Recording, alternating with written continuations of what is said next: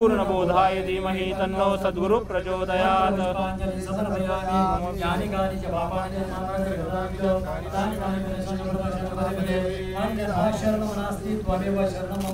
तस्मात् कारुण्यभावेन रक्ष रक्ष परमेश्वर रक्ष दुःखं गतं दारिद्र्यमेव च आगतास्य सम्पत्ति पुण्यानि वर्धना आवाहनं न जानामि न जानामि कवचनं पूजां चैव न जानामि परमेश्वर